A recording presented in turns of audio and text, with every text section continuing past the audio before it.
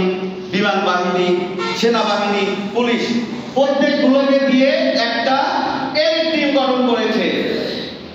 আমার বিশ্বাস এবং কথাবদ্ধ আমাদের আগামী রাষ্ট্রনায়ক তারেক রহমান কথা দিয়েছেন, উনি দেশে আসার পর জিয়া মঞ্চকে বিএনপির অঙ্গ সংগঠন হিসেবে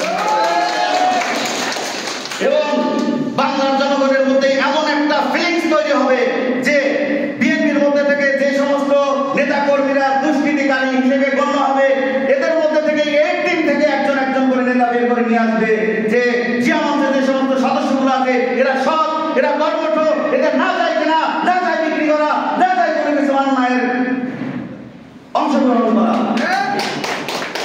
তো আমরা স্বচ্ছ সুস্থ সৎ রাজনীতি করে আমরা আমাদের জিয়া মঞ্চের আলোকে এমনভাবে উজ্জ্বলিত করব যে অন্ধকারে যেন এই আলোটাকে দেখা যায় ইনশাআল্লাহ। আমার এই বিষয়ে আরেকটি কথা, সেটা হচ্ছে আমার একার পক্ষে করা সম্ভব না।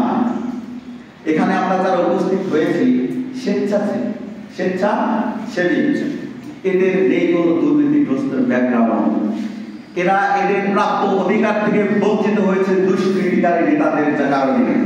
সে সৎ থাকার কারণে তার পেছনে লোক আসেনি, টাকা ছিটাতে পারেনি, অথচ দুষ্কৃতিকারী 2 নাম্বারি করে টাকা ইনকাম করে মাঠে চলিয়েছে, তার অজস্র কর্মী পেয়েছে।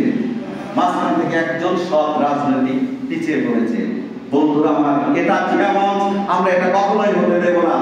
একজন হোক, 2 জন হোক, প্রতিবাদী মঞ্চে আমরা জেগে উঠব।